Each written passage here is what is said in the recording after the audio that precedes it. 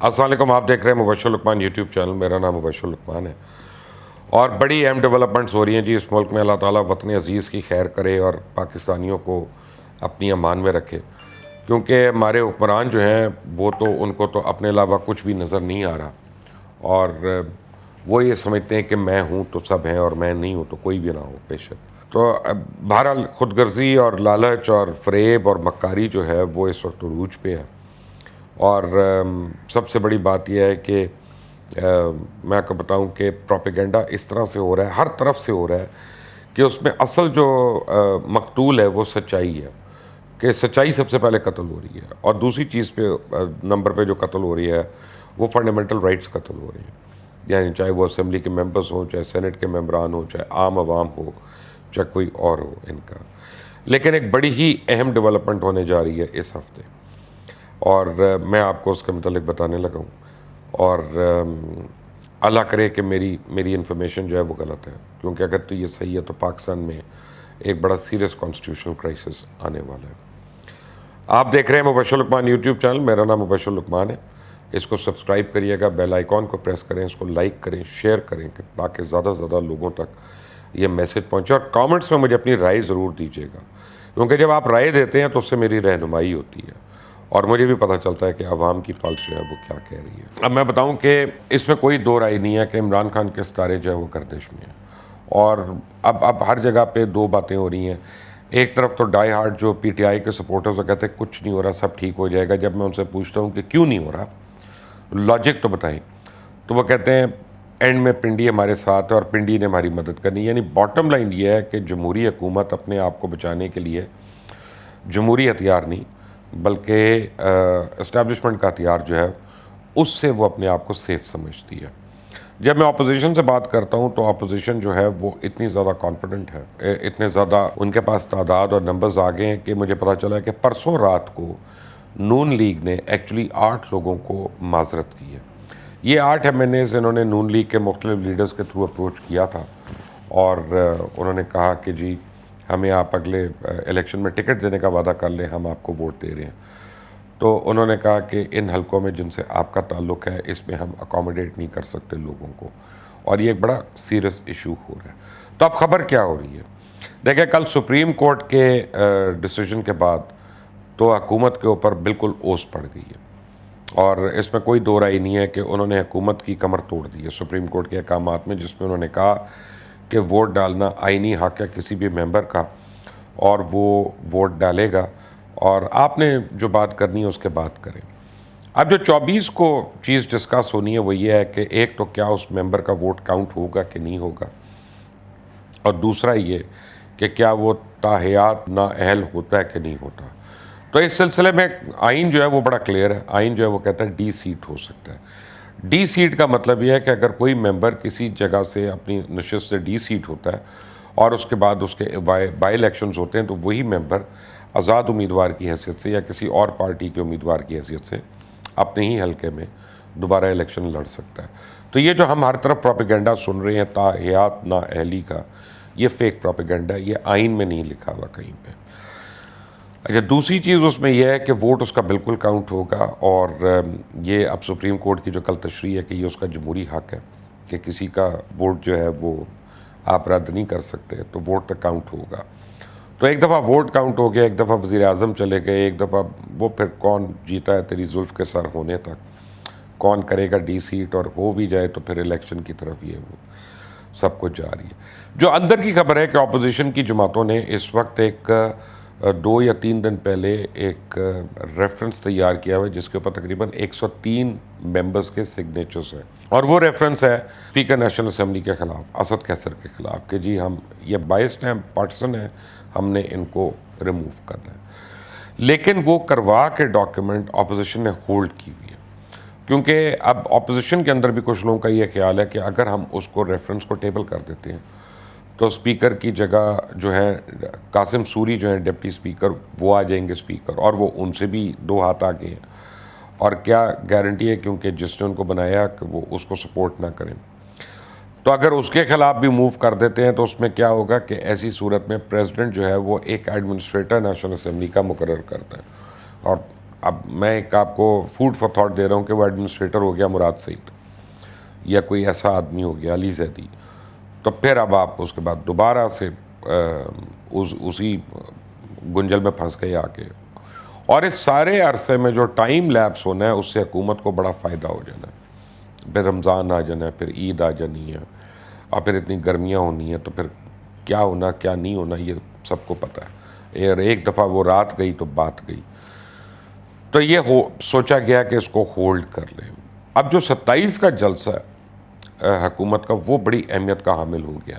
اور کل جو عمران خان نے اپنے جلسے میں تقریر کی ہے وہ بہت ہی خوفناک تقریر ہے، جس میں وہ میرٹ کی اور اپوائنٹمنٹس کی باتیں کر رہے ہیں، اور کہہ رہے ہیں کہ اگر سینئر موسٹ جو ہے وہ چیف ایگزیکٹو بننے کے اہل نہ ہو تو پھر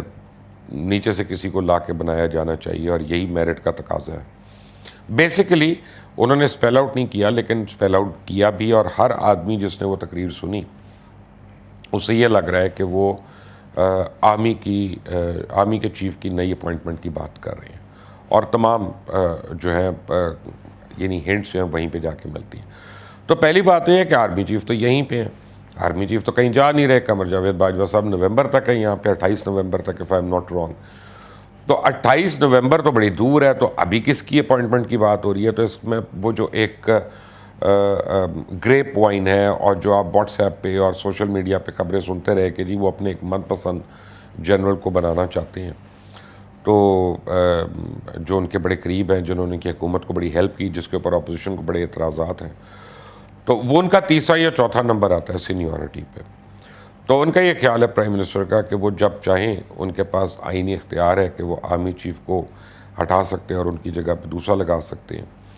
تو وہ اگر سینئر موسٹ کو نہیں لگانا اور وہاں سے تیسرے چوتھے نمبر والے کو لگاتے ہیں تو ان کے لیے سب کچھ ہنکی ڈوری ہو جاتا ہے۔ تو یہ ایک بڑی خوفناک موو ہوگی، یہ میاں نواز شریف پہلے بھی کر چکے ہیں، جنرل ضیاء الدین کو لگا کر، جب جنرل مشرف کا ٹائم تھا، آپ کو یاد ہوگا جنرل مشرف گئے ہوئے تھے، ان کے طیارے کو واپس لینڈ ہونے نہیں دیا گیا تھا۔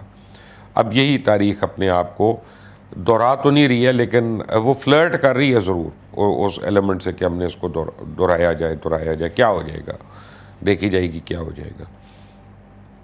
تو اس کے لیے میں آپ کو بتاؤں کہ یہ ممکن نہیں ہے، کیونکہ پرائم منسٹر نے نوٹیفیکیشن نہیں کرنا، پرنسپل سیکرٹری نے نوٹیفیکیشن نہیں کرنا،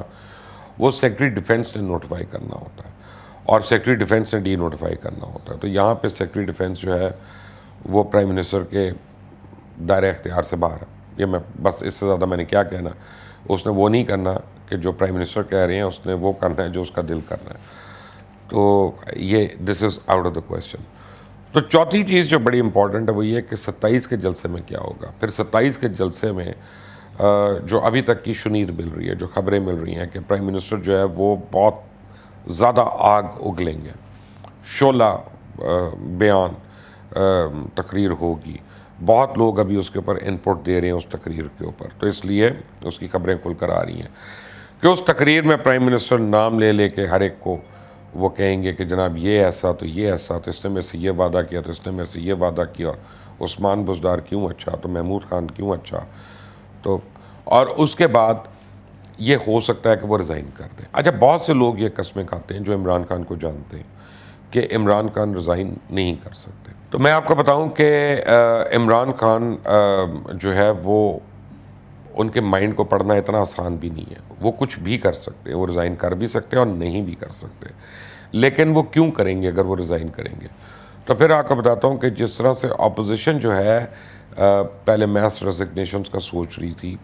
تو اگر اس دن عمران خان اپنے تقریباً 130 ممبران کے ساتھ، 172 نہیں 130 ممبران کے ساتھ اگر وہ میس ریزگنیشن کر دیتے ہیں، تو آئین کی ایک روح ہے، شک ہے، جس کے تحت اگر 33% آف دی نیشنل اسمبلی مستعفی ہو جاتی ہے تو اس کے بعد ان کے بائی الیکشنز نہیں ہوتے، وہ فوری طور پہ آپ کو جنرل الیکشنز کی طرف لے جائے گا۔ اور عمران خان پچھلے بہت عرصے سے دھواں دار تقریریں کرتے آ رہے ہیں، اور ان کا خیال ہے کہ انہوں نے پبلک کو گرما دیا ہے اور وہ ایک الیکشن موڈ میں ہے اور اپوزیشن کو وہ ٹائم نہیں ملا، تو اس تقریر کے بعد وہ بڑے ہائی پوائنٹ پہ ہوں گے، ہائی مورل گراؤنڈ پہ ہوں گے، اور وہ عوام میں جائیں گے، تو ای وی ایم مشینز والا آرڈیننس ان کا ان پلیس ہے، اور وہ ای وی ایم مشینز کے ذریعے کچھ بھی ہو سکتا ہے۔ لیکن پرائم منسٹر کو جو نہیں پتا وہ یہ کہ یہی تو میاں نواز شریف چاہتے میاں نواز شریف کی تو خواہش ہی ہے کہ اسمبلیاں ٹوٹ جائیں. یہ تو آصف علی زرداری ہیں جن کی خواہش نہیں ہے کہ اسمبلیاں ٹوٹیں اور اپنی مدت نہ پوری کریں. وہ چاہتے ہیں مدت پوری کریں، جبکہ میاں نواز شریف ہوں یا مولانا فضل الرحمان صاحب ہوں، یہ سارے جو ہیں ان کی خواہش ہے کہ اسمبلیاں بے شک گھر کل جاتی جائیں اور الیکشن پرسوں ہوتا ہے ہوئے. لیکن وہ جو گیپ ہے جس میں انٹرم گورنمنٹ نے ہونا ہے، اس انٹرم گورنمنٹ نے کیا کیا سٹیپس لے لینے ہیں وہ ابھی عمران خان صاحب پریڈکٹ نہیں کر سکتے. اس میں ای وی ایم جو ہے وہ ریپیل بھی ہو سکتا ہے. جو پاورز ان کے پاس ہیں وہ دوسرے پرائم منسٹر کے پاس بھی ہونی ہے. اب یہ کہنا کہ جی وہ انٹرم ہے یا کیئر ٹیکر ہے ان کے پاس یہ نہیں ہے، وہ کہنے کی باتیں. کیبنٹ ڈیسیجن جب ہوتا ہے پھر وہ پابند ہو جاتا ہے اس کے. اور اللہ اللہ خیر صلی اللہ، ویسے بھی الیکشن کمیشن کے پاس وہ ہے ہی نہیں ابھی. تو عمران خان کا یہ خیال ہے کہ اگر وہ آئینی کرائسس کریٹ کر دیتے ہیں تو یا تو ایمرجنسی کی طرف ملک جائے گا اور یا پھر فریش الیکشنز کی طرف جائے گا. اگر فریش الیکشن کی طرف جاتا ہے تو وہ بڑے ہائی ماڈل گراؤنڈ پہ اس وقت موو کر رہے ہیں اپنی نظر میں، میری نظر میں نہیں، اپنی نظر میں. تو وہ دوبارہ سویپ کر سکتے ہیں الیکشنز، اور اس بار ان کو کسی اتحادی کی ضرورت نہیں اور کسی کی ضرورت نہیں. اور اگر وہ نہیں ہوتا اور ایمرجنسی علاقے کو لمبا یہاں پہ ریکس ہو جاتا ہے اور مارا ماری ہوتی ہے اور جو ہے وہ آپ سمجھے کیئر ٹیکر جو ہے وہ نہیں پرفارم کر سکتی اور پھر آرمی اسٹیپ ان کرتی کچھ ہوتی ہے، تو اس میں عمران خان ونڈیکیٹ ہو جاتے کہ دیکھو اصل میں تو مجھے ہٹانا تھا، جمہوریت کو ہٹانا تھا، ڈی ریل کرنا تھا. تو یہ ساری موومنٹ ہو رہی تھی اور اپوزیشن جو ہے یہ مل کر جمہوریت کو ڈی ریل کرنا چاہ رہی تھی. تو وہ ان کے پاس ایک پلس پوائنٹ ہوگا.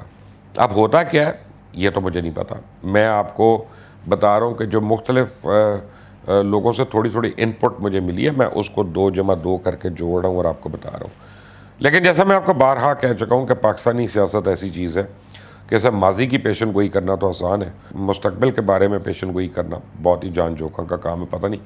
آج رات کو کھانے پہ کیا ہوتا ہے، کل صبح کے ناشتے پہ کیا ہوتا ہے، اور پرسوں دوپہر ہائی ٹی پہ کو 2 لیڈرز بیٹھتے ہیں وہ آپس میں کیا ڈیسائیڈ کر لیتے ہیں یا ان کے مائنڈ میں کیا گزر جاتا ہے. لیکن اس وقت کی جو صورتحال ہے وہ یہ کہ وہ بقول شیخ رشید کے جوڈو کراٹے والا ہفتہ شروع ہو رہا ہے. اور یہ آج ہے 22 تاریخ، یہ 24 تاریخ سے پرسوں سے پاکستانی سیاست کا بہت ہی اہم چیپٹر جو ہے وہ شروع ہونے والا ہے. اس لیے میں نے پہلے ہی دعا کی تھی کہ اللہ تعالیٰ پاکستان اور پاکستانیوں کو اپنی امان میں رکھے. مجھے اپنی رائے دیجیے گا. انٹل دی نیکسٹ ٹائم، اللہ حافظ.